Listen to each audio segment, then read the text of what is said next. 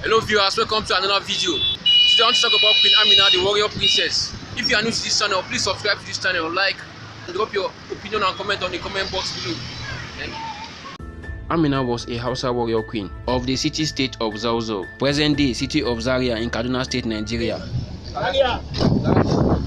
Amina was born in the middle of 16th century. She had a younger sister named Zaria, for whom the modern city of Zaria, Kaduna State, was renamed by the British in the early 20th century. According to oral legends collected by an anthropologist, David E. Jones, Amina grew up in her grandfather's court and was favored by him.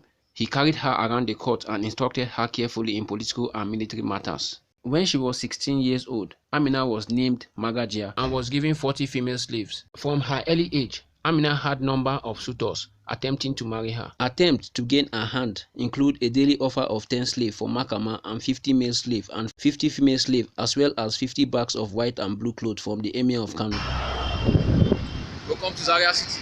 After the death of her parents, Amina's brother became king of Zazzau. At this point, Amina had distinguished herself as a leading warrior in her brother's cavalry and gained notoriety for her military skills. She is still celebrated today in traditional Hausa praise songs as Amina, daughter of Nikatau, a woman as capable as a man. After the death of her brother in 1576, Amina ascended to the position of the queen. Zazzau was one of the original Hausa states, Hausa Bakwai. The other states are Daura, Kano, Katsina, Ranu, Gobri, and Goringabas. Before Amina assumed the throne, Zazzau was one of the longest states of these states. It was also the primary source of slaves that would be sold at slave market in Kano and Katsina by the Arab merchants. Only 3 months after being crowned queen, Amina waged a 34 years campaign against her neighbors, meant to expand Zazzau territory and to ensure safe passage for Zazzau and other Hausa traders throughout the Sahara region. Her army consists of 20,000 foot soldiers and 1,000 cavalry troops that was well trained and fearsome. In fact, one of the first announcements to her people was a call for them to resharpen their weapon. She conquered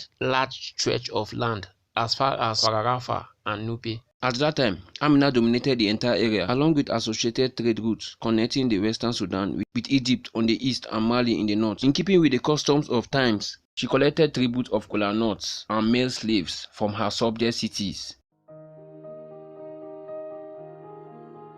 Legends cited by Sidney John said that she took a lover in every town she went through, each of whom are said to meet their unfortunate fate in the morning. Her brief bridegroom was beheaded so that none shall live to tell the tale. Under Queen Amina, Zazzau controlled more territory than ever before. To mark and protect her new lands, Queen Amina had her cities surrounded by earthen walls. These walls became commonplace across the nation until the British conquest of Zazzau in 1904, and many of them still survive today. The exact circumstances of Queen Amina's death are not known. A 19th century Muslim scholar named Dan Tafa said that she died in a place called Atagara. It was for this reason that the kingdom of Zazzau was the most extensive among the kingdoms of Hausa, since Bauchi included many regions. Drawing on Tafa's account and Sidney John's report, Queen Amina died in Atagara, near the present-day Ida. For the first time, Queen Amina had pushed the frontiers of Zazzau south of the Niger-Benue Conference.